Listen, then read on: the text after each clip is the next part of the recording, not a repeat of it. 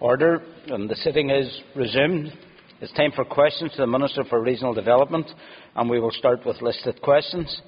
And before we start, can I just inform members that questions 1, 2, 8 and 14 have been withdrawn. So, questions 1, 2, 8 and 14 have been withdrawn, and I call Mr Colm Eastwood. Question number 3, please, Mr Principal Deputy Speaker. Mr Principal Deputy Speaker, TransLink has been considering proposals for a new rail station in Londonderry for some time. As part of that process, it completed a study which was the subject of a public consultation during 2013. This identified the old Waterside station as the preferred location for a new rail station. TransLink has progressed work on a business case for a new rail station. Initial estimates of costs of developing the old station at Waterside, which is a listed building, are considerable. It is also clear that the preferred location for a new station presents the opportunity for a wider development which may attract EU funding sources, and I have asked officials to explore this option further. The enhanced project would involve redeveloping the old station as an integrated active travel public transport hub. In this regard, the project would link into the existing active travel infrastructure, the Peace Bridge and related greenways, acting as a focal point for cycling, walking and public transport, and linking up the local walking and cycling infrastructure with the regional rail network.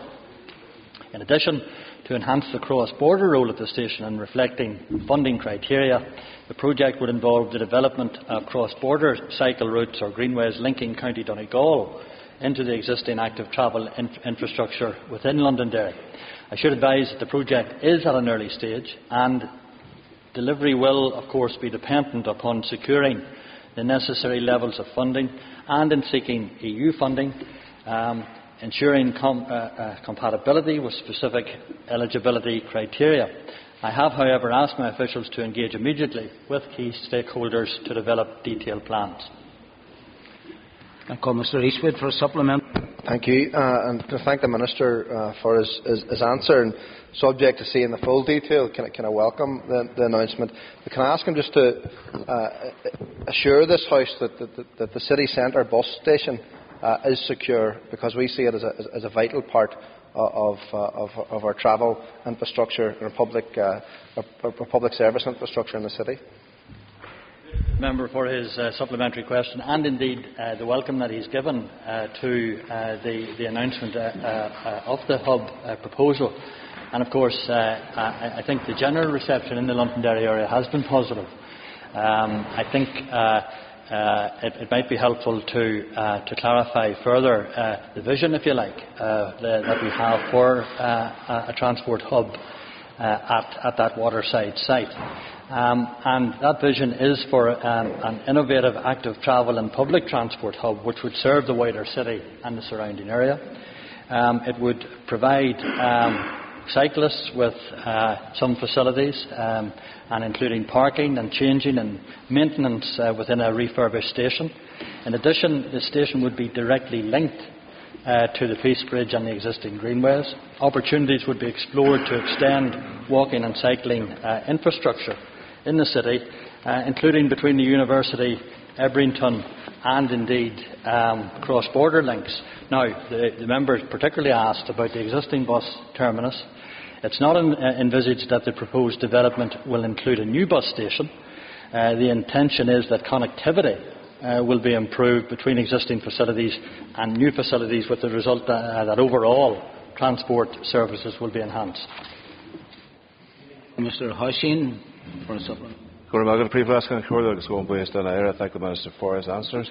I wonder if the Minister has got an estimate on any of the costings of any new hub for the Waterside, and indeed when he referred to connectivity, how the new Waterside hub would connect with the proposed developments at Ballerina, or indeed those envisaged perhaps at Eglinton or Ballykilly in the future. Grateful to the member for his supplementary question. Obviously, we are in the very early stages of the project development, and it's not possible to provide accurate costings. Estimates, and they are early estimates, would suggest somewhere in the region of £17 million, perhaps as a starting point. So that is a significant potential investment. I've made clear that at this point in time there is nothing in any budget for this. I've been open and honest about that, and of course will look to the member for further support when we develop our proposals as to having them properly funded with his executive colleagues around the executive table. In terms of overall development, the member will know the enhancements that we've made in basically saving the Coleraine to Londonderry line. There is the potential for further enhancements at various parts of that. The loop system work is due to be undertaken within the next couple of years. We'll continue to develop that.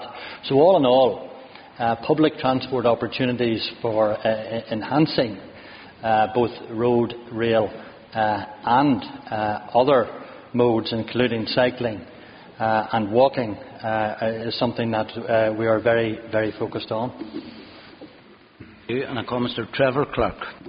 Question number 4. Mr. Principal Deputy Speaker, Northern Ireland Water already manages the reservoirs under its control in line with the standards set out in the Reservoirs Act 1975, England and Wales. The introduction of the Department of Agriculture and Rural Development's Reservoirs Bill will therefore not have a major impact on NI Water. It will, however, be required to introduce a new activity in relation to the preparation and maintenance of formal on-site and off-site flood plans. In addition, the introduction of the bill is likely to reduce the potential sale value of surplus reservoirs because a buyer will have to comply with the Reservoirs Bill and carry out the required surveys and any necessary maintenance. Mr. Clark for supplementary. Thank you very much, Mr. Principal Deputy Speaker. I'd like to thank the Minister for his answer. And I detect from the answer the Minister has given that there is no quantifiable cost to what it will be to his department. But I'm sure he's, like myself, will be disturbed by the number of reservoirs that we actually have that are actually in private ownership and the effect that these could have on those. And certainly from my little knowledge, I think the last one I ever heard was the dam busters, which was actually blown up before it caused any severe damage. So I'm sure the Minister is somewhat concerned.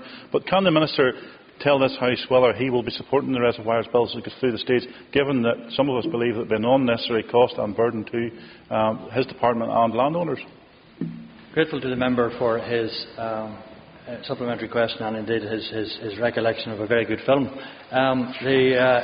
What I would say is that obviously the progression of the Reservoirs Bill is a matter for the Department of Agriculture and Rural Development and indeed through its committee stages and on the floor of this House, and we'll await that. The point that he makes in terms of overall ownership of reservoirs, NI Water own about approximately 46 reservoirs, 23 of which, exactly half of which, are no longer used as water supplies. So it may well be that in the future that NI Water will want to look at offloading those and, of course, to engaging with both the public sector initially, other departments, and other perhaps interested bodies such as local councils. And with the reorganisation of local government, it will be interesting to see from a recreational point of view whether or not any of these water facilities, previous water supply facilities, could be utilised by councils to become recreational areas. And I call Declan McAleer. Good last Minister, there still is a lack of clarity as to who would be the reservoir manager in situations where NIW lease the reservoirs to, say, community organisations. Are you in a position to help clear up that matter? Well, I can say to the member that under the current legislation, which my understanding will still apply or will transfer even within the new legislation, that whoever is considered the owner of a reservoir becomes the reservoir manager. So if it is NI Water currently, that's who owns it, that's who has to manage it. If it is purchased by any other body or perhaps any other group or even by an individual, I think I outlined that in my initial answer to Mr. Clark, a buyer will have to comply with the reservoirs bill and carry out required surveys and any necessary maintenance. So we're absolutely clear that if you own it, then you manage it and you maintain it. Mr. John Dallett. Mr. Principal Deputy Speaker, could I fish a little bit deeper and ask the Minister, is there an opportunity here to develop fishing tourism, perhaps regenerate those communities which have had those reservoirs down through the year? And is this a golden opportunity for this Assembly to demonstrate some kind of collaborative development?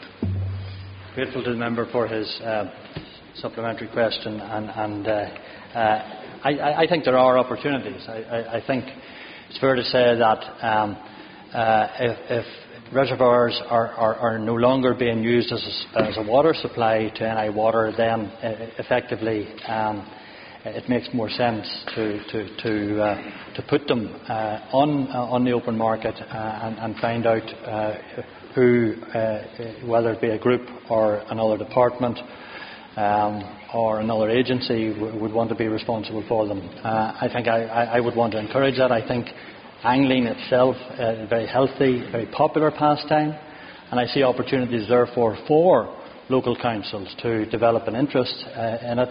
Obviously, there would be initial cost in the purchase, but I think a lot of these reservoirs have been well maintained over the years, and they would come as an asset to any council or any other group or body. Thank you. And I call Mr. Leslie Cree. Thank you, Principal Deputy Speaker. Will the Minister confirm when the work to drain Port of Vaux Reservoir began, when it is likely to be refilled again, and what action has been taken to protect wildlife and habitat in that area? I'm grateful to the member for this question, and it is an important question, and I beg some indulgence, Mr. Principal Deputy Speaker, in terms of the answer that I would propose to give. The lowering of the water level in Port of Vaux Reservoir began in October 2013 and is required to assist essential health and safety work, to refurbish valves and other maintenance work required to protect the structural integrity of the reservoir. NI Water is unable to complete the work without draining the reservoir. This is due to the nature of the construction of the valve tower and the need to access the scour valve for refurbishment. Scour valve is an essential element for releasing water from the impounding reservoir to ensure the protection of properties from flooding downstream in the event of a large rainfall event. It's expected that water in the reservoir will be lowered to the required level by the end of April 2014, and the maintenance work will be completed by the end of July 2014. These dates are, however, subject to favourable weather conditions, as the low water level must be maintained to enable maintenance work to progress. Some concerns have been raised, the member will know, about the lowering of the water level.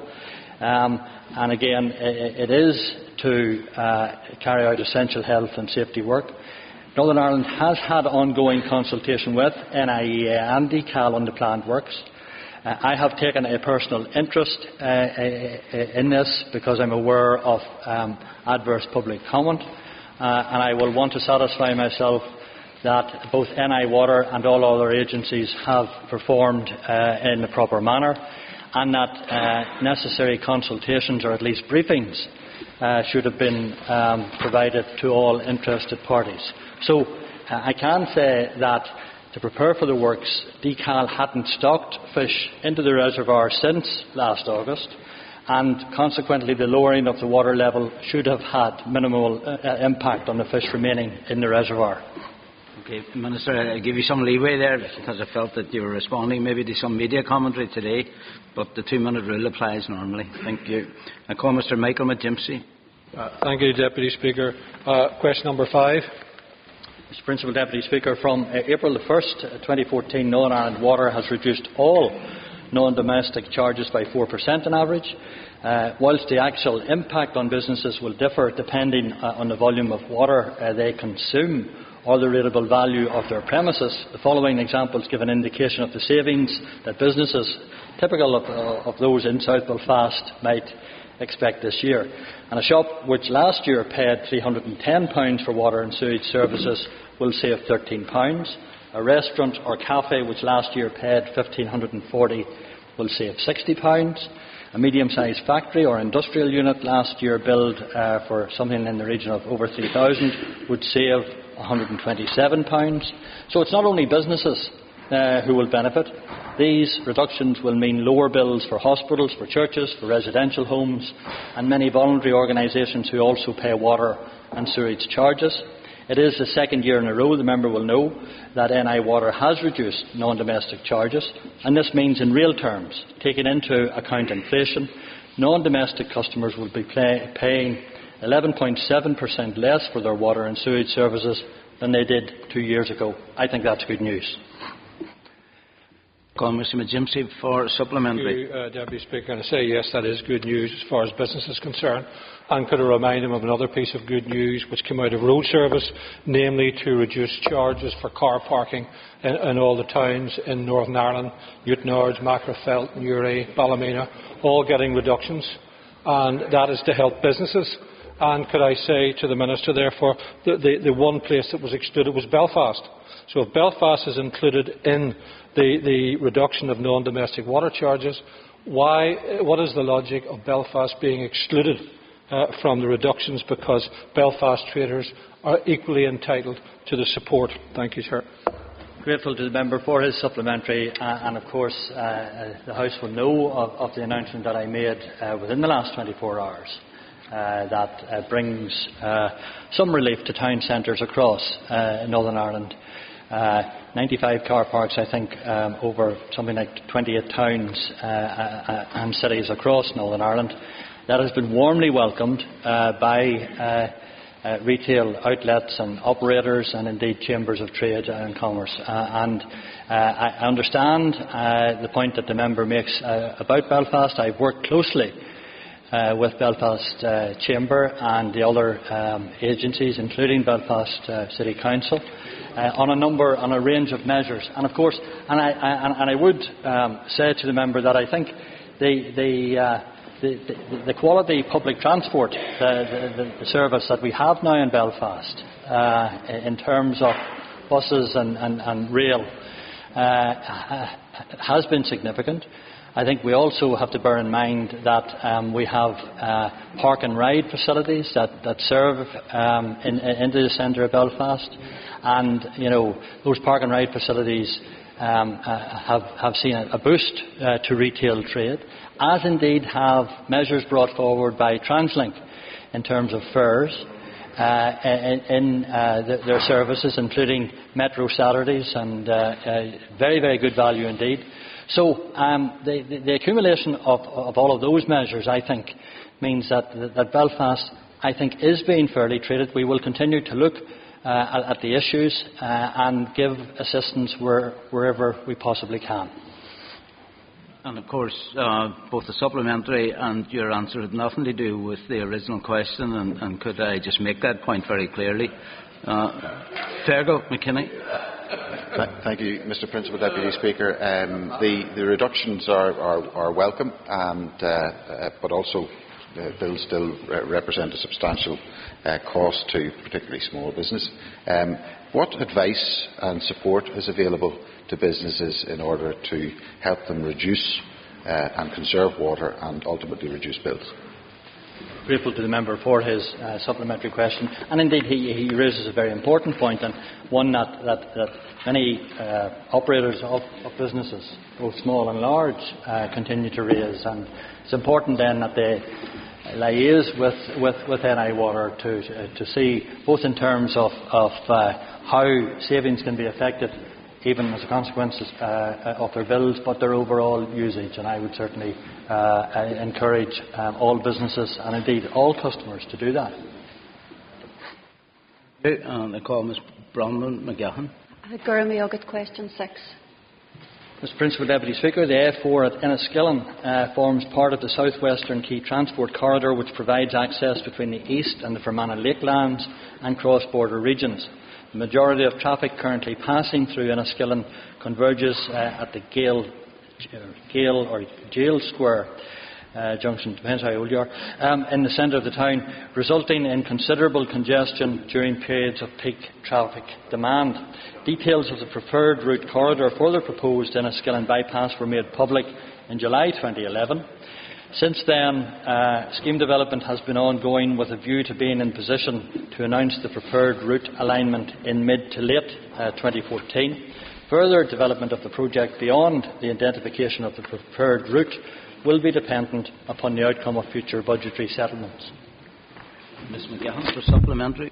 I thank the Minister for his response. Can the Minister give me a clear timescale for the completion of this project? Well, I'm grateful to the member for that. The member will know that the options for a preferred route are still under consideration.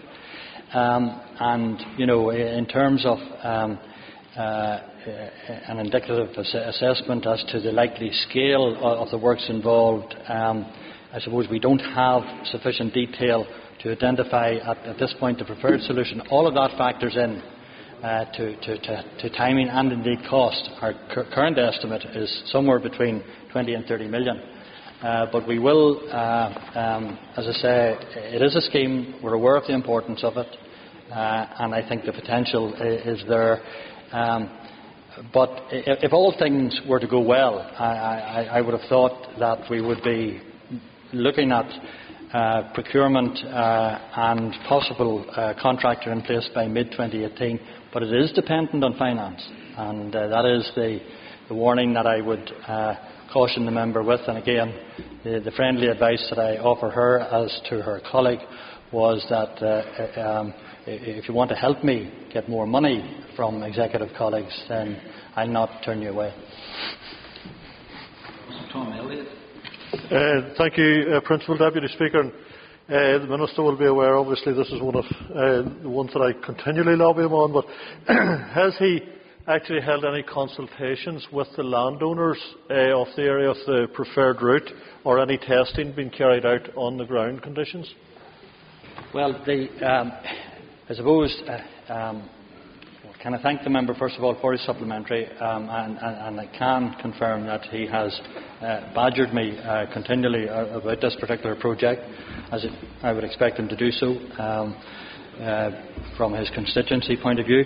I think that we are still waiting for the publication of the preferred route later this year, and that statutory consultation that will flow from that, potentially also a public inquiry. And that public inquiry, I suppose, could commence as early as 2016. And again, the conclusion of the requisite environmental surveys and the assessments and detailed highway design will be, again, subject to availability of finance. And of course, it is important that consultation with landowners and indeed property owners would take place on an ongoing basis. George Robinson. Thank you, Mr. Deputy Speaker. Could I ask, or be bold enough to ask the Minister what the progress is on the Dungiven bypass? Because it is, let's see if there's a relationship that can be drawn, if there isn't. Grateful to the member for his close his geography lesson and close proximity to the Enniskillen bypass. But indeed, the member will know that we are still currently considering the inspector's report arising out of the public inquiry. Issues on that are not yet concluded on, and we would hope then to make progress on outlining our thoughts on that in the not too distant future. Mr. Sam Gardner. Thank you, Mr. Principal Deputy Speaker. I'm asking a question of the Minister, and he's very, very familiar with it because I've continually hounded him on the subject, but I hope he takes it to heart this time. It's Millennium Way in Lurgan, from the Malcolm Road to Guildford Road area. The Lurgan people have been waiting about 20 years for that road to be extended and completed, and I'm still patiently waiting, Minister. Can you tell me when you're due to start? I was hoping you would at least use the word bypass. I think a number of members have bypassed some of the main issues, but it's a test that hopefully we're up to. I'm conscious of the interest that the member has had, a long-standing interest, and has been pressing for work to be done at Millennium Way in Lurgan over many years. I am pleased to update him in that we recently obtained an updated planning permission for the scheme, and that is really hot off the press. That came through from Planning Service, I think, at the end of last month. And again, that helps us, and hopefully will help us, as we seek to progress that important scheme. And I know it will give benefit to people who live and who travel in Lurgan. Thank you. And Mr. Jim Wells isn't in his position, so I call Maeve McLaughlin. Question number 9. Mr. Principal Deputy Speaker, the 2011 Regional Strategic Transport Network Journey Time Survey reports that during the morning peak, the North West Key Transport Corridor, which includes the A6, has an average travel time for Belfast to Londonderry of 1 hour 22 minutes, with an average speed of 49.9 miles per hour, and from Londonderry to Belfast of 1 hour 33 minutes, with an average speed of 43.3 miles per hour. This is over a distance of 68 miles. In comparison to other journeys during the morning peak, on the Eastern Seaboard Corridor, Larne Harbour to Belfast, a distance of 24 miles takes 44 minutes. In the opposite direction, the journey time is 32 minutes. This is prior to the commencement of the ongoing works on the A8. Elsewhere on the Eastern Seaboard Corridor, Newry to Belfast, a distance of 35 miles takes 41 minutes, with the journey in the opposite direction taking 33 minutes. On the Northern Corridor, the journey time from Moira roundabout along the A26 to the M2 in Coleraine, a distance of 62 miles, is 1 hour and 21 minutes. In the opposite direction, it takes 1 hour and 15 minutes. On the Western Corridor, the journey from Londonderry to Strabane, Omagh Ballygawley and the land frontier at Auchnacloy, a distance of 56 miles, takes 1 hour 20 minutes. In the opposite direction, it takes 1 hour 32 minutes. On the southwestern corridor, the journey time from Enniskillen to Belfast, a distance of 84 miles, is 1 hour 38 minutes, whereas in the opposite direction it takes 1 hour 21 minutes. And the Carrickfergus to Belfast morning commute of 6.8 miles along the A2 takes 22 minutes to complete, whereas in the opposite direction it takes 14 minutes. This is prior to the commencement of the ongoing improvement works. Happy to hear your supplementary question. You probably answered all the supplementaries, but Maeve McLaughlin for thank the Minister for that response, but as somebody who travels the Derry to Belfast road at least 4 times a week, I'm wondering, with a 1 hour 23 minutes, is the Minister in a helicopter? Or what would the Minister be driving? But specifically on the difficulties on the A6 at Dungiven and Moneynick, is there an assessment there of the average travel time, particularly between those two bottlenecks? Well, I'm grateful to the member, and I'm glad she didn't ask me to repeat the answer that I'd given. But the issue that she raises, I suppose, is fundamental as to the need for the A6 scheme. And I think, and I would want to say that in terms of that, I'm a supporter of that project, and I want to see it advanced as quickly as possible. And I think that would significantly impact and benefit journey times particularly. I can say that in terms of both the A6 and Randallstown section, I am pursuing even to look at the potential for alternative finance. Discussions with the European Investment Bank and indeed DFP within the executive. And we are looking at options where we could bring that scheme forward. So, there is no lack of willingness for us to bring forward a project of that nature. Thank you. And that ends the period for oral questions. And we will now move on to topical questions. And I call Mr. Robin Newton. Mr. Principal Deputy Speaker, can I ask the Minister, given the history of summertime flooding in East Belfast, when the rainfall is a deluge within a short period of time, Can I ask what action the Minister is currently taking or intends to take to protect householders over the summer period? I'm grateful to the member for his question, and the member will be aware that during the last episode of flash flooding, as it then was, within the last couple of years, I made it my business to go out on site and look at conditions, and obviously to try and bring forward measures that will alleviate and improve the systems that operate there. There are capacity issues, and there are, I suppose, issues of a historic nature. But nevertheless, I do believe NI Water have been attempting to improve the service that they offer there to alleviate. I can never stand here and say that we have flooding solved or that it is eradicated.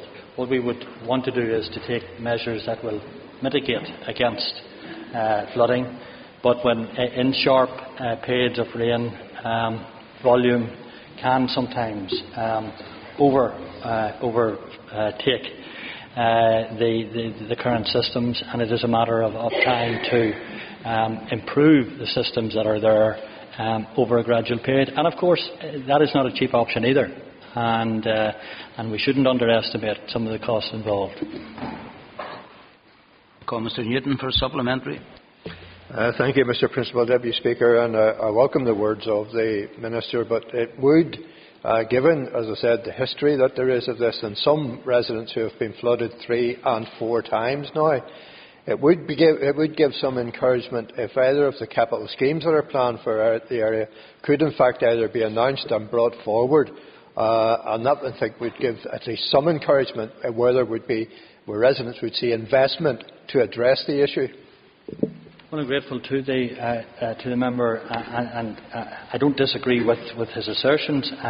He will know that we are financially challenged. He will also know that his party colleague and my executive colleague, Minister Hamilton, is painting a reasonably gloomy picture over the next couple of years in terms of investment. That impacts on all departments, including regional development, which in turn impacts on the agencies that are under my control, including Northern Ireland Water. So, if more funding can be made available and freed up, then I'll certainly not be slow in ensuring that it is spent properly to mitigate and reduce the risk of flooding, not only in East Belfast but in other areas. And of course, we had the impact over this latest winter of the coastal flooding issues, and they've been impacting too in areas. So we need to think carefully as to how we can get the necessary funds to be made available to spend that money wisely. Thank you. And I call Mr. Ian McRae. Thank you, Principal Deputy Speaker. The Minister will be aware that I've raised the issue of charging for admission to motorbike races for other road races in line with the Ulster Grand Prix. Can the Minister update the House on the discussions he's had?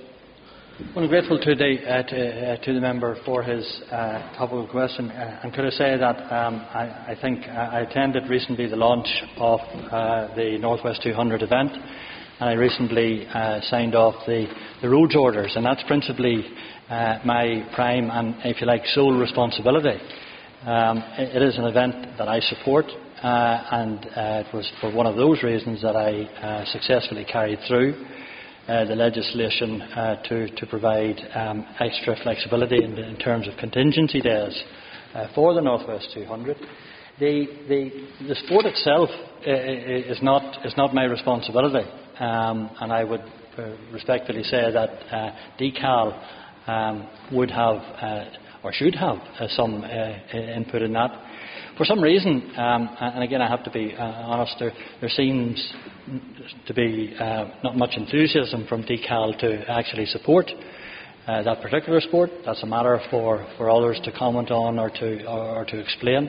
And of course, his own party colleague, Minister Foster, in terms of tourism, has responsibilities in terms of ensuring that the market, the tourism market, is fully exploited for the international event that the North West 200 has become. I thank the Minister for his answer, and somewhat confused in the sense of why other executive ministers, namely the decal minister, would maybe be found wanting in respect of this. But can the Minister assure the House, and indeed the motor cycling fraternity, as it were, the organisers of the races, that he will have discussions with his executive colleagues in respect of that, whether it be the Deputy Minister or indeed the decal minister, to try and ensure that the issues that he refers to not being moved forward are indeed done so? Grateful to the member for his supplementary. And I can confirm that in the aftermath of the washout, effectively on the Saturday of last year's event, I did have discussions with ministerial colleagues, both the decal minister and the deputy minister. That in turn led each of us to look to responsibilities that we all have in terms of helping and assisting with the organisers of the North West. The product of that was the amendments to the road racing bill that I successfully carried through this House. I know that has been appreciated, I think, by the North West organisers and by the whole House generally. So I think it is a matter for other ministers to indicate how they have been helping and assisting the organisers of not only the North West 200 but the other sports that we have, which are very popular, highly popular in Northern Ireland. Thank you. And I call Mr. Alvin McGuinness. Thank you, Principal Deputy Speaker. I was never a great fan of Michael Portillo when he was in office, but I am a great fan of his programmes in relation to railways, and recently he emphasised in his programme about Irish railways the importance of the route between Belfast and Dublin, the enterprise. Could the Minister update the House in relation to any plans that there may be in the offing in relation to improving the enterprise? I'm grateful to the member for his topical question, and indeed for his interest in seeing railways enhanced and progressed. And I'm happy to say that the enterprise, we have been able to put forward a scheme through SEUPB and working with other departments here in the Executive that will enhance facilities to the enterprise service. And I think that's a very welcome thing. That, if you like, was the replacement scheme to the project at Narrow Bridge. And, you know, I'm not going to rehearse the disappointments that many had in respect of that. But I think to ensure that European money available to this Executive was not lost, it was important to bring forward a scheme. The best candidate for that was work to the enterprise, which will, I think, enhance the existing service. It had grown a bit tired and jaded, but I think with this work, I think it will continue to attract more users, including, I hope, himself and indeed Michael Portillo. Mr. McGuinness for a supplementary. Thank you, Principal Deputy Speaker, and I'm sure Mr. Portillo, if he's listening, will be very pleased with the Minister's response, as I am indeed.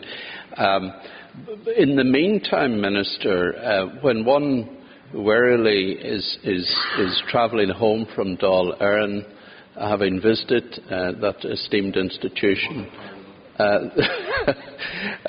by train, there is a gap. There is a gap between around about 5 o'clock and 7 o'clock, which there's no train service.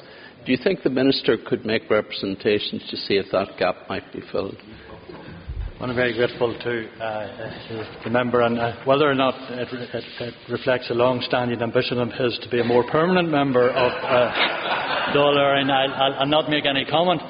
But I mean, ultimately, we want to improve the travelling times between Belfast and Dublin. I think that's in everybody's interest. It's in the interest of business. It's in the interest of tourists, and it's generally in the interest of both Northern Ireland Railways and their counterparts. There are some issues in terms of the Dublin network services that have to be accommodated. The member will probably know that. But I'm very pleased to say that on these issues I have a good working relationship with my counterpart in the Republic of Ireland, and I hope that we can progress things. And I see the work that we're engaged in providing increased facilities under the European measure, under the SEUP funding, as a continuation of that. Thank you. And I call Mr. Peter Weir. Thank you, Mr. Deputy Principal Speaker. And the Minister, don't worry, I'll not be either a Portalista or indeed be mentioning bypasses. But if I can return to an issue which was touched on earlier of Portavoe Reservoir, and can ask the Minister specifically why the Northern Ireland Environment Agency and specifically its wildlife unit was not either consulted or its advice sought before action was taken at Portavoe. Well, I understand the importance, and I suppose under topical question a member is entitled to raise any issue. I dealt, I think, in a fairly extensive answer to Mr. Cree, the current position. What I have said is I think there are lessons that can and should be learnt as a consequence of this in terms of consulting. And I want and will be tasking officials to provide me with the information and the full background to this work. I understand it has raised public concerns, but I do also say that my understanding is that both NIEA and DCAL certainly were aware of the intention to carry out necessary maintenance work to the reservoir. I had indicated that DCAL, as a consequence of that, hadn't stocked anything since August 2013. I think if there were missing parts in terms of consultations, I want to get to the bottom of that so that we can identify that and learn the lessons and apply them for future use. Thank you, Minister, for his positive response in relation to that. I wonder, could the Minister then give us an assurance that in light of when the investigations do take place, in terms of the lessons that learned, that perhaps a written statement will be produced to the Assembly on that, and assurance is given that the mistakes in terms of consultation that were made with Portavoe will not be repeated? I'm grateful again to the member for a supplementary. I don't want to make a drama out of a crisis, but I do. I will reflect on the information that's given to me and on its public content. And I will reflect on the best way of communicating that either to members of the constituency of North Down and Strangford, because I think it impacts. It's right in the boundary. The reservoir itself forms part of the boundary between certainly the two council areas, if not the Assembly and parliamentary constituencies. But we will give consideration as to how best that will be communicated. Call Mr. Raymond McCartney. Can I ask the Minister, in line of the questions on the railway lines, and another Michael Palin described the Derry to Belfast line as the most beautiful journey in the world, and I know the Minister in previous questions has answered around the new hub in the waterside. Can he give us some update on the park and ride at Bellarina? Grateful to the member for his question. The issue that he raises, if he would care to write to me specifically on the issue, I will ensure that we get an update.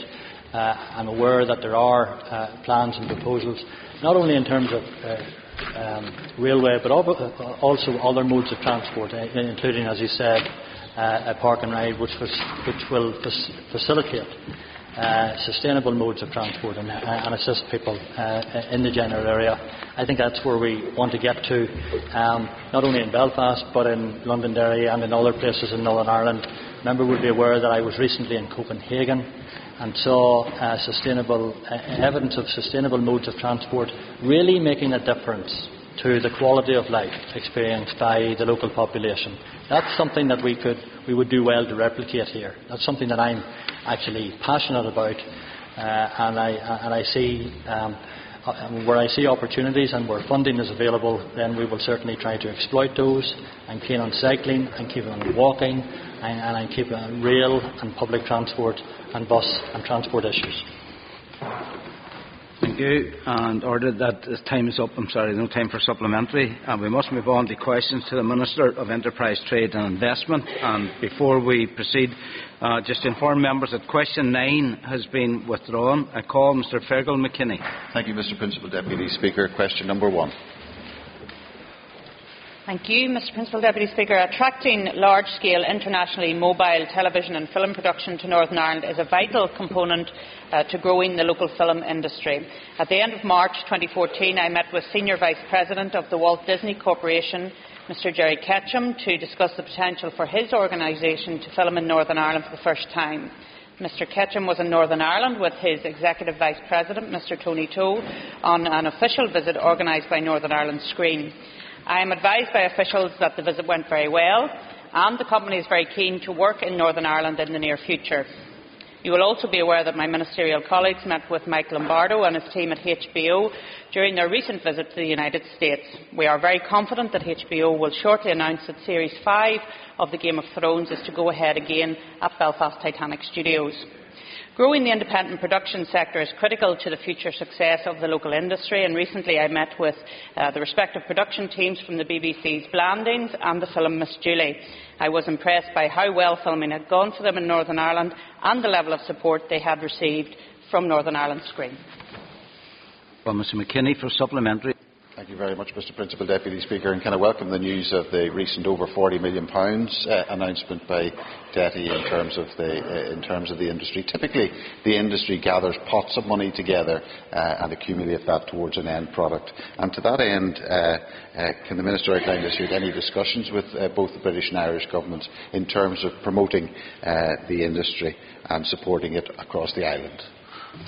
Well, in terms of our own government, the UK government have actually taken great steps forward in terms of tax credits, and it's one of the things that we talked about with Walt Disney when they were here, the fact that it had become a very good place to invest in terms of production. And it's one of the reasons why Northern Ireland Screen are looking to again increase what they are doing. The whole taxation piece is very important for these kinds of productions, as he will recognise. And of course, if there are opportunities to work with the Republic of Ireland's government, we will do so as well. The screen industry here have really developed very strongly over this past 3 to 4 years, and it's not just in large-scale production, but of course in other areas of production as well, which I'm sure he's more familiar with than maybe some of the other members, entertainment, factual, but also in animation, and we're very much wanting to encourage others to look at Northern Ireland in particular for the skill sets that we are now developing in and around all of the production and Northern Ireland Screen work that has been going on. So very good news story, and we seek to grow it even further. And I call Mr Peter Weir. Thank you, Mr Deputy Principal Speaker. I'll try and be suitably animated then in my supplementary in that regard. The Minister made reference to the discussions with HBO.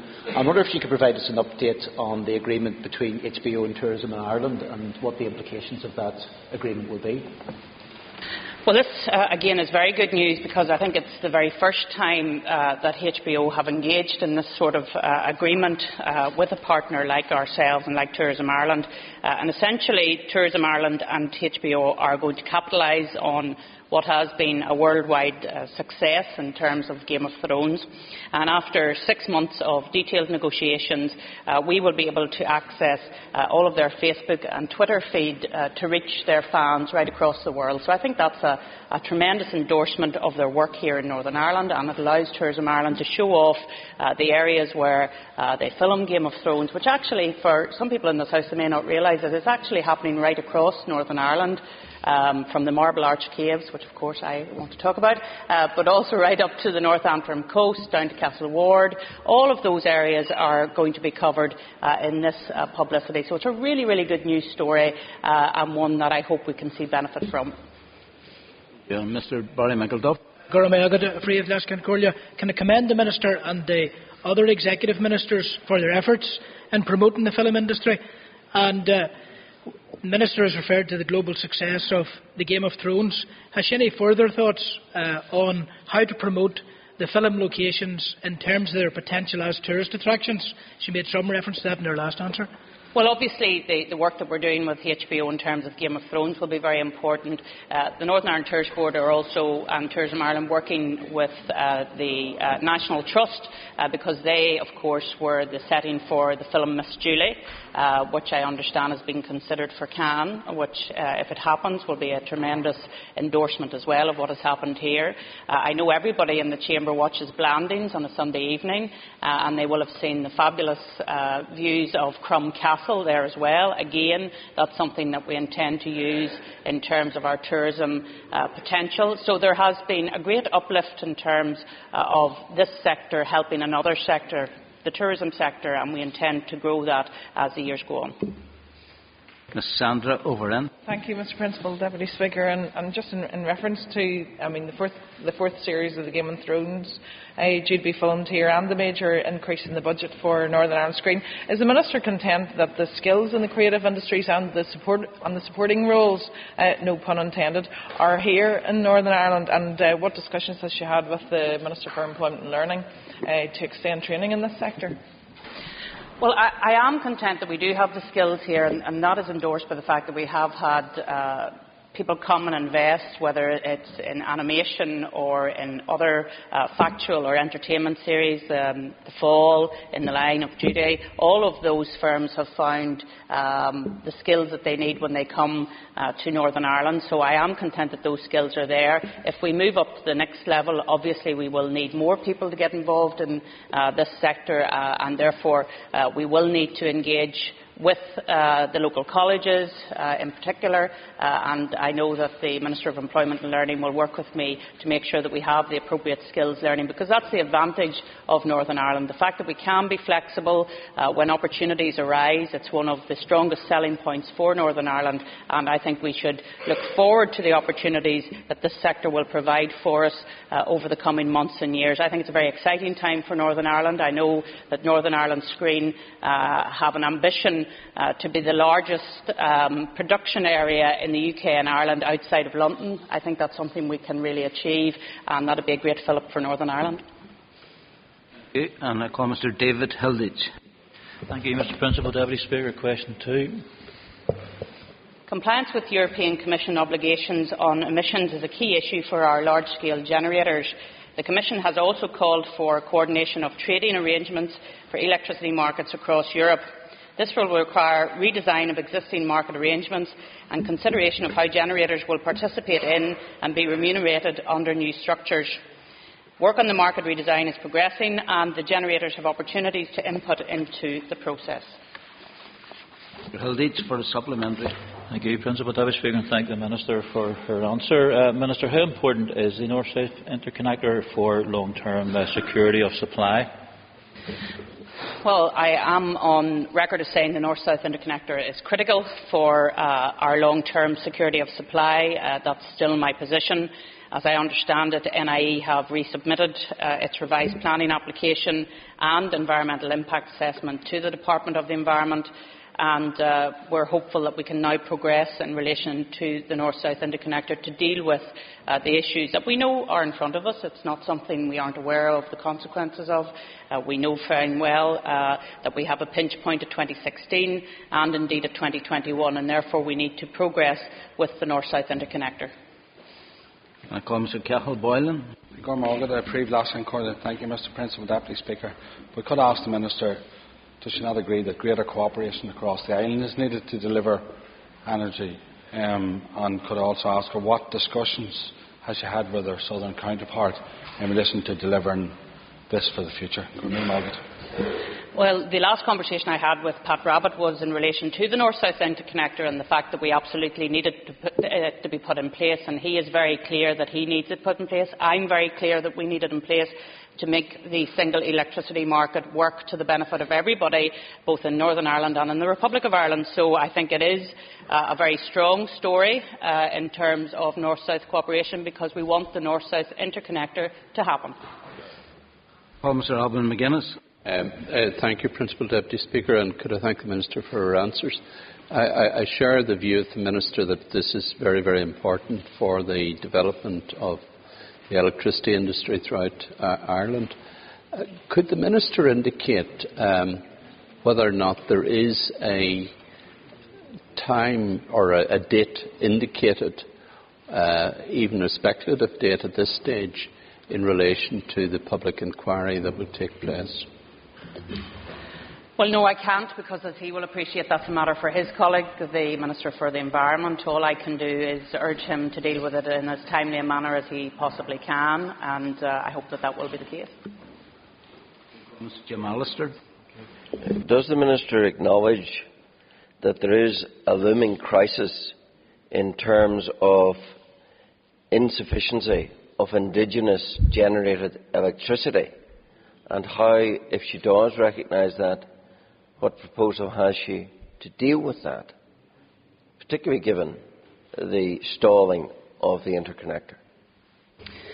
Well, what I do recognise is certainly the fact that, and I've already referenced it, that we will have an issue in 2016, and that is why the systems operator has put out a call for additional generation, and he will have the answers to that call, as I understand it, by, I think it's the end of May. If there's no interest in the market, and I don't believe that will be the case, then, as he is aware, I have the powers to intervene in terms of generation. But I hope that the market will bring forward different options to deal with that point in 2016 when our capacity buffer, if you like, is 200 megawatts. At the moment it's 600 megawatts. And therefore we will be able to deal with the issue of 2016.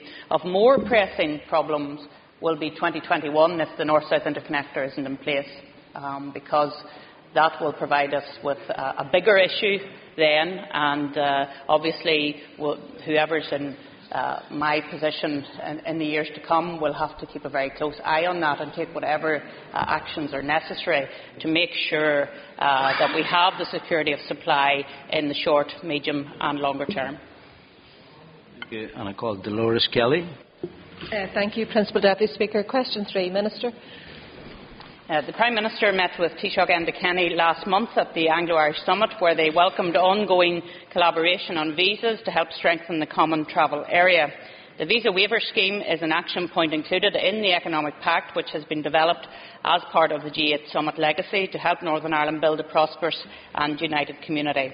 The Home Office continues to work with officials in the Irish Government to further secure the external common travel area border, and that visa reciprocation is a part of this.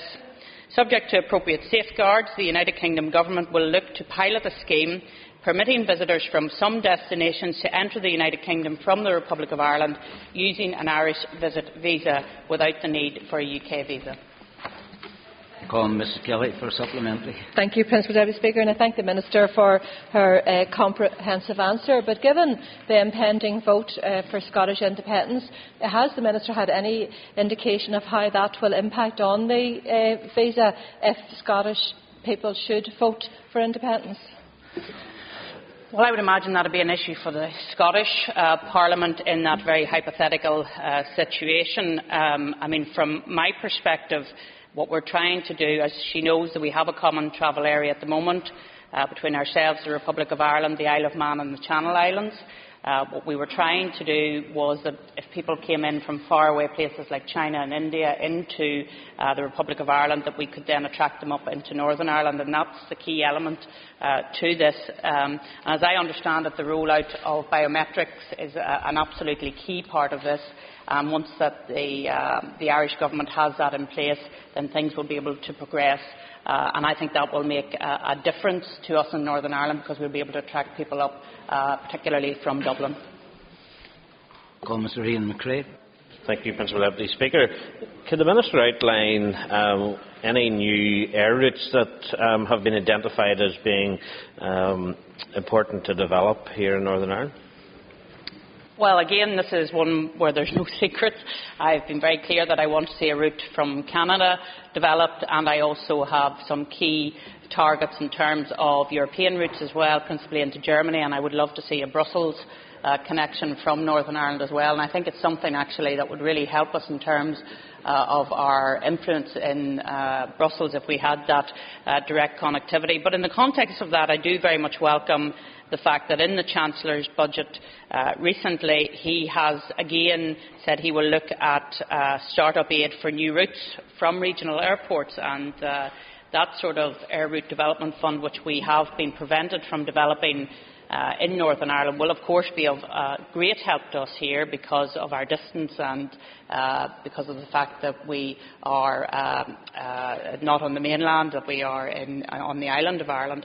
And I think that we will want to explore that with the Department of Transport as to how that will develop and what benefit it can be to us.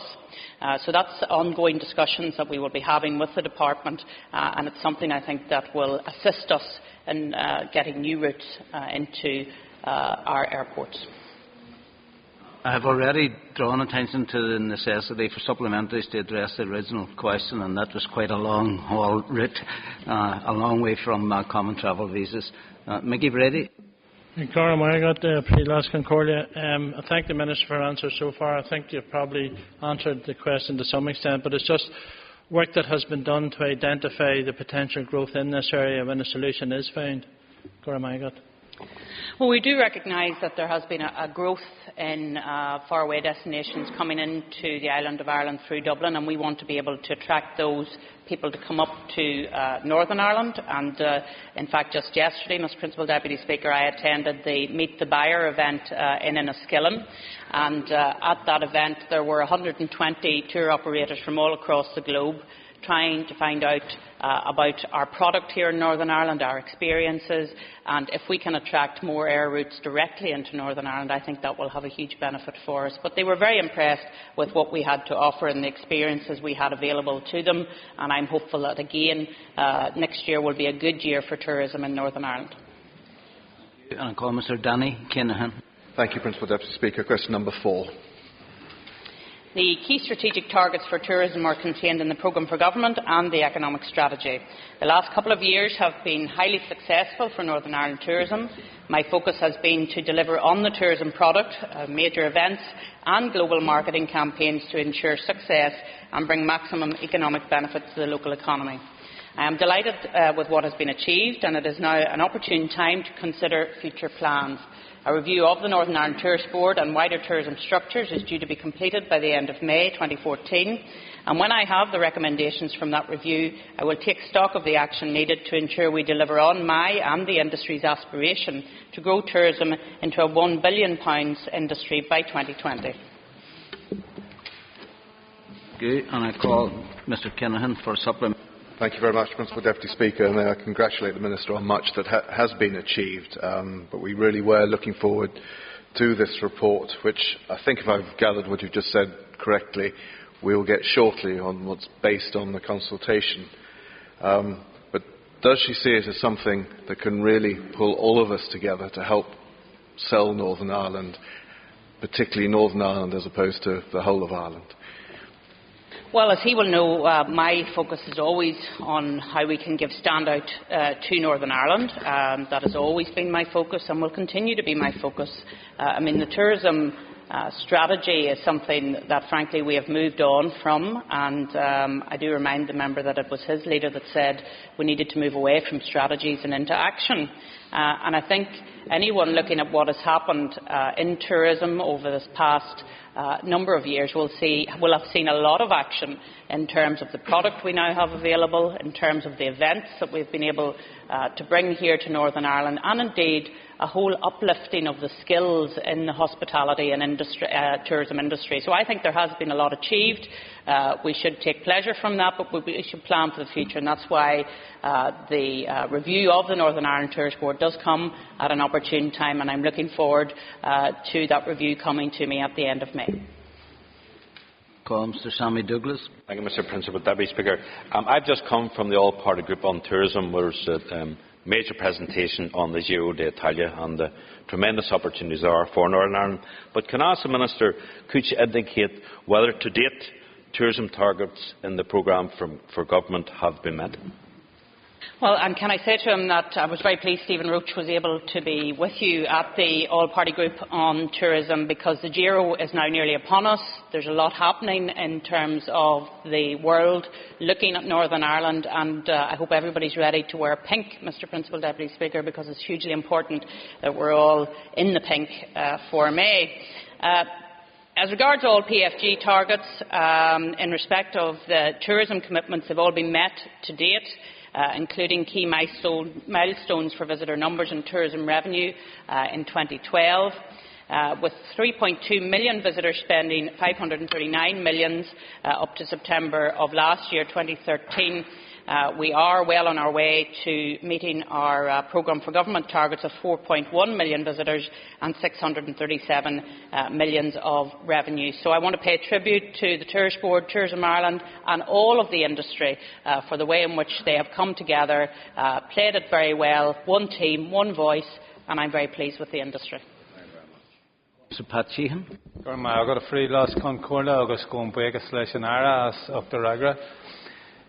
Would the Minister, I thank the Minister for her answers thus far, and I wonder, would the Minister accept that our inability to deal with such matters as VAT on tourism products and our passenger duty actually hampers our efforts to attract the maximum number of visitors to these shores?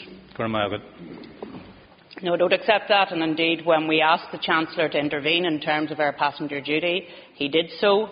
And he gave us the power to reduce the Band B to 0, and that allowed us to have a very strong tool when we go out to look for new flights of an international status, and allowed us to keep the flight to New York. In terms of VAT, of course, that is a reserved matter for the Parliament in Westminster, and I look forward to the day that his members take their seats and perhaps put forward an argument in terms of VAT. Call Mr. John Dallett. Mr. Principal Deputy Speaker, I thank the Minister for her answers and indeed for her endeavours to develop tourism in Northern Ireland in these more peaceful times.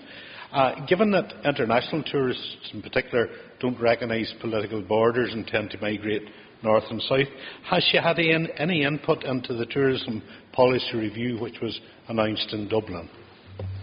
Well, I will say this to the member. I was made aware of the policy review by the Minister at the time that he launched it, but as far as I understand, certainly I haven't been involved in any policy development, and I don't believe any of my officials have either, but I stand to be corrected on that issue.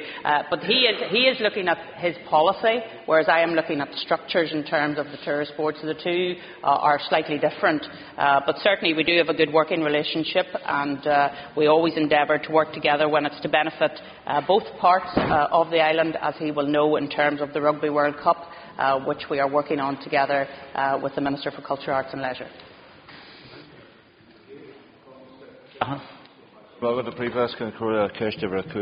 Question 5. Invest Northern Ireland's support and engagement with both North West stakeholders and businesses in the last 3 full financial years should by no means be viewed as a lack of investment. Between 2010-11 and 2012-13, Invest NI offered £27 million of assistance towards viable projects in the North West region, contributing towards a total planned investment in the area of £136 million over the same 3-year period. This support promoted 2,404 new jobs and safeguarded 160 existing jobs. Start-up assistance was also provided to 1,298 Indigenous businesses through the Enterprise Development Programme or Regional Start Initiative. For Invest NI to be able to offer support, it is reliant on businesses approaching it with viable business plans to increase their competitiveness or gain a larger share of local and international markets. I would therefore encourage the member to recommend businesses he is in contact with to engage with Invest Northern Ireland to see what help can be offered. Invest NI is often criticised also for not directing foreign investors to the North West. This is a point I have repeatedly clarified, but I will again. InvestNI cannot direct investment to specific geographical areas. It is the investor that chooses the location that best meets their needs. Well, Mr. Hoshin for supplement.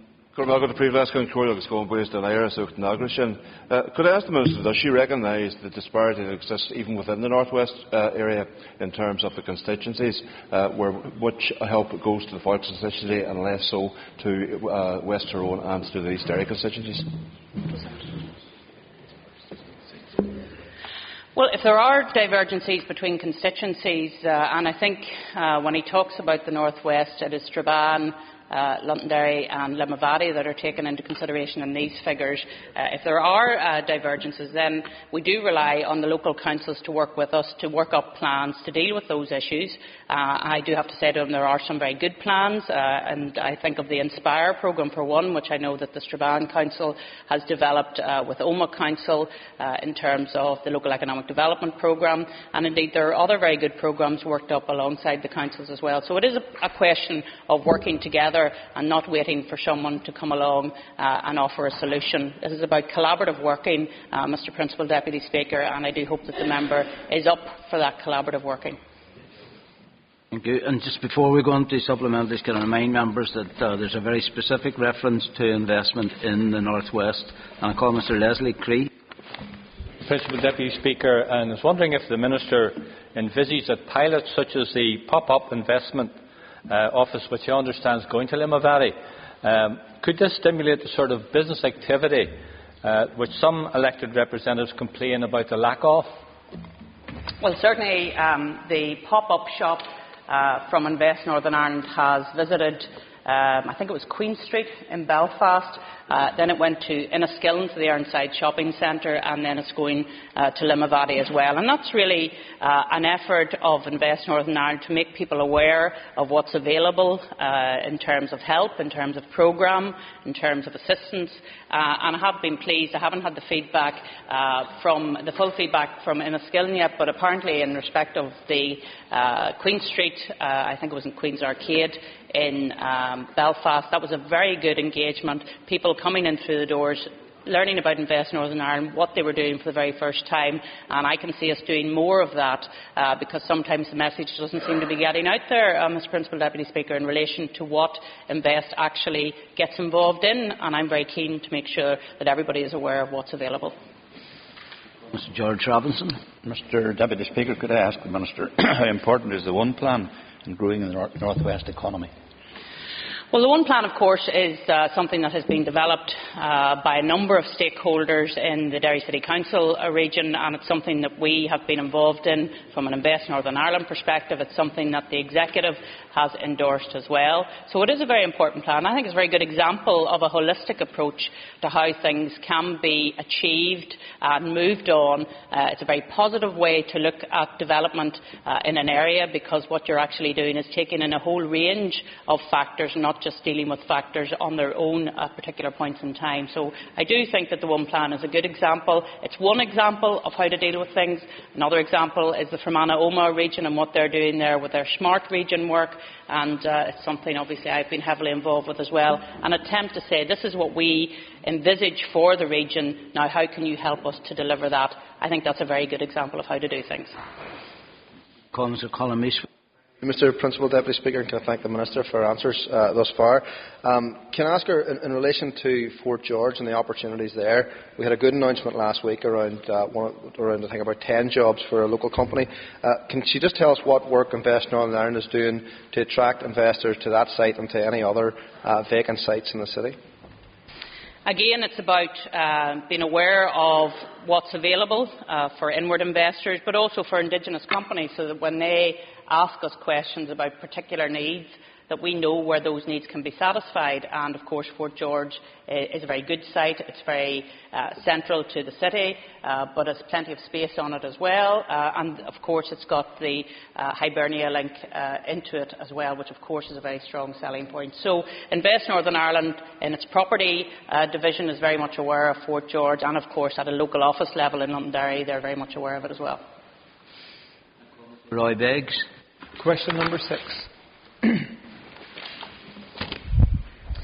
Under the Mineral Development Act 1969, DETI has powers to grant licences for the prospecting and mining of selected minerals, including salt, in Northern Ireland. My department has granted a mineral prospecting licence to Electric Development Limited to explore for suitable salt beds for its proposed compressed air energy storage project. Subsequent solution mining of the salt to create caverns would require a mining licence from my department. In addition, Island Magee Storage Limited has a mineral prospecting licence for salt exploration on Island Magee.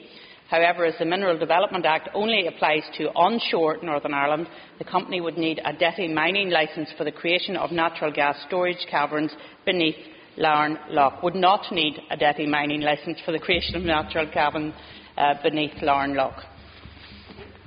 Thank you. And that ends the period for oral questions. We now move on to topical questions, and I call Mr. David McNarry. Thank you, Principal Deputy Speaker. On the issue scripted by the media as tensions in East Belfast, the news today is about 500 imported labour jobs relative to 150 local jobs employed in Harland and Wolff.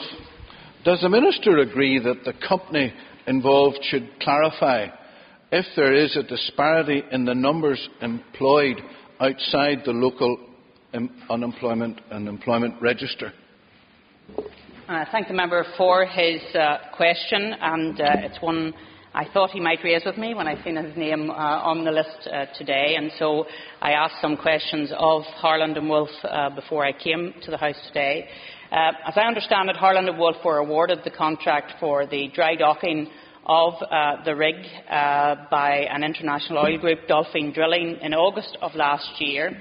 It is a very big contract, but initially was only a 60-day contract, and it had a very short turnaround, required a very swift response by Harland and Wolff in order to secure the work into the shipyard, and therefore they had to react very quickly to secure and provide the necessary workshops and short-term contracts. And these are short-term contracts, although I do acknowledge that it has gone on beyond 60 days. And in many ways, the wider economy in Belfast has benefited from the fact that it has gone on longer than 60 days. And indeed, I know, for example, a lot of the hospitality industry has really benefited from the fact that these workers are here. Harland and Wolff has brought in, I am told, 600 temporary workers to complete the renewal, upgrade and maintenance of the work on time. And these are estimated figures, and Mr McNarry might have different figures to me, but I am told that there were 200 from Northern Ireland labour pool, 200 from the Scotland and North East of England labour pool, and the balance made up from European countries. And we should ask the question, why is that the case? And it is the case, Mr Principal Deputy Speaker, that there was a shortage of skilled steelworkers and welders in Northern Ireland following the decline of the shipbuilding industry. And that raises the question then, should we be doing something in relation to the skills of people in that area and generally in Northern Ireland? And that is something I certainly am happy to have a conversation with the Dáil Minister about. Minister, and call Mr McNarry for supplementary. I thank the Minister, and I do appreciate the comprehensive answer and the diligence that you showed in sourcing at least some indication as to what this contract is about. I'm not going to argue with her, but I do think that there's more to be told about this. Could I ask her, therefore, Deputy Principal Speaker, that when in the future the Minister announces, and they will all be welcome news of job creation, will she mean jobs to reduce our unemployment figures or the unemployment in other countries? Well, of course, the member knows I didn't announce these jobs. And if he would care to go back and look, you made the point that if I make job announcements, will I ensure that they are jobs for Northern Ireland people? I didn't, of course, announce these jobs because I was very much aware at the time that it was a short-term contract, and therefore whoever was going to fill these jobs, they were going to be short-term jobs, and they weren't going to be permanent jobs, and therefore I think he should look at that point in particular. But of course we are very aware that when companies come into Northern Ireland, talking from a foreign direct investment point of view now, that they will on occasion bring some people with them to embed the new company into Northern Ireland, and I think it is wrong for us to say that we only want jobs in Northern Ireland for Northern Ireland people. We want people to come to Northern Ireland and share their skills and experiences with us in Northern Ireland to build up the Northern Ireland workforce so that we can be competitive and global. And I think it's wrong to say that we're only interested in jobs here for people from Northern Ireland. Thank you. And I call Ms. Judith Cochrane. Thank you, Mr. Principal Deputy Speaker. Can I ask the Minister to update the House on the current status of the Agri-Food Loan Scheme and which banks are participating? Well, I'm very pleased to say that the first broiler phase of the scheme is now open for business. It took a little longer than some of us would have liked, but it is now open for business, and the first loan under the scheme has been approved by the First Trust Bank. So they are the bank that gets the gold star because they are the ones that made the first loan. The participating banks are the Bank of Ireland, Barclays, Danske Bank, First Trust Bank and the Ulster Bank. Ms. Cochrane for a supplement. Thank you, and thank the Minister for her answer. Can I ask the Minister if there are any plans to roll this type of scheme out to any other sectors? Well, yes, there are, and this really was a pilot scheme, if you like, because we recognised that there was very much a need in this sector, given the growth of the poultry sector and the fact that a lot of farmers didn't have the requisite security that they needed to access money from traditional loans and traditional banks, and therefore we came in and with this very innovative scheme ensured that we have got the participation of the banks that I have listed, and actually it meant that the banks are now more engaged than ever with this industry, and the broiler section has been the first sector to have benefited, but I have hopes that it will be used wider in the poultry sector and indeed maybe in the pork sector and other sectors in agri as well. And I call Mr. Trevor Clark. Thank you very much, Mr. Principal Deputy Speaker.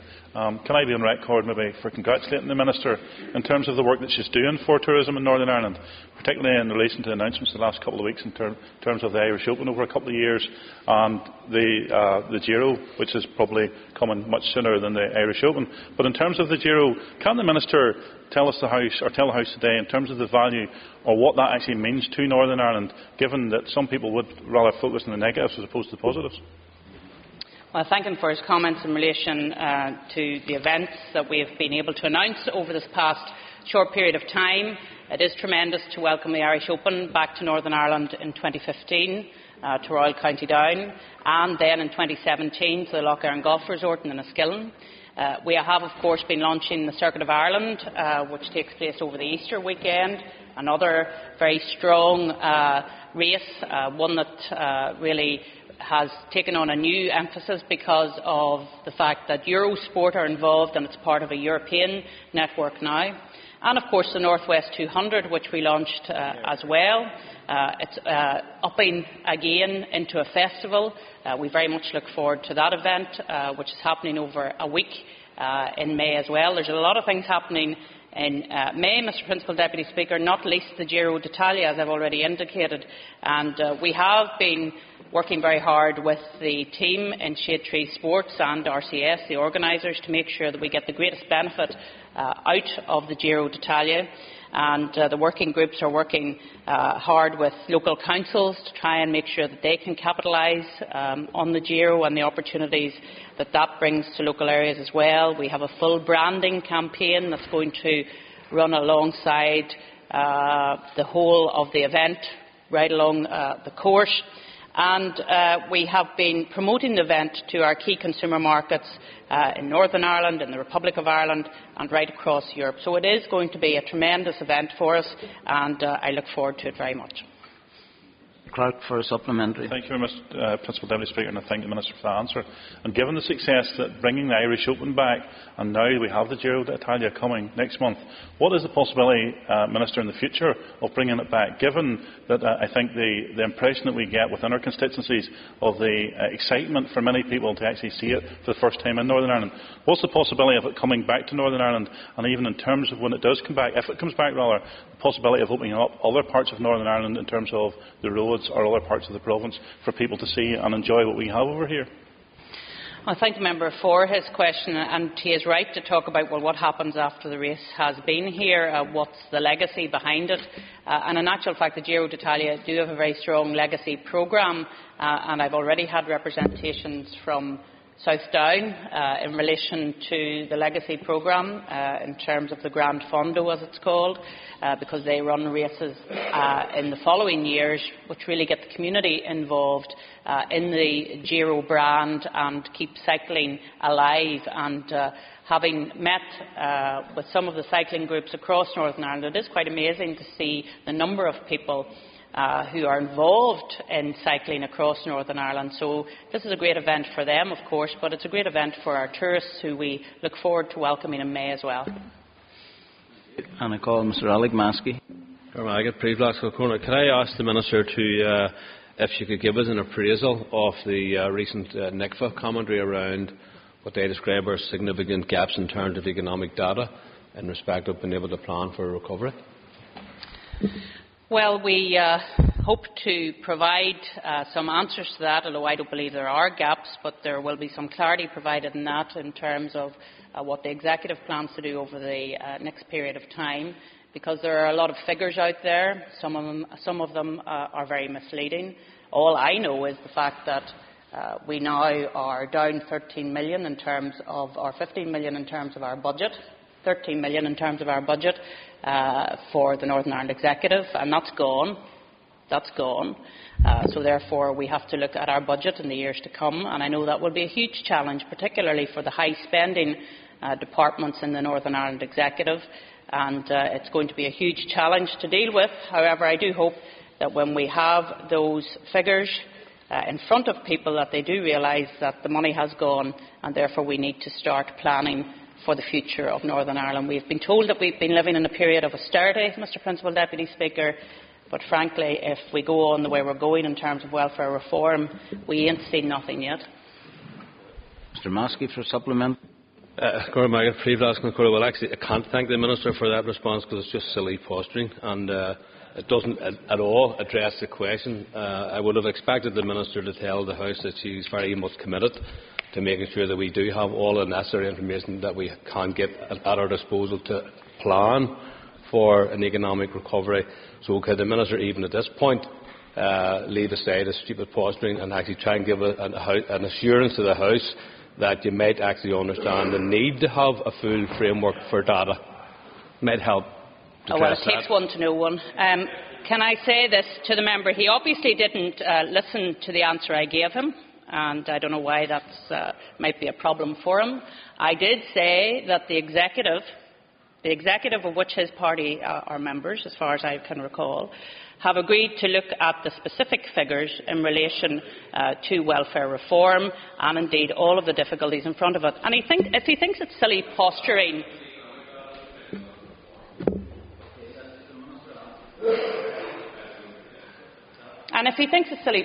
planning for the future when we're down £13 million, then let him speak of his economic illiteracy to the people of Northern Ireland.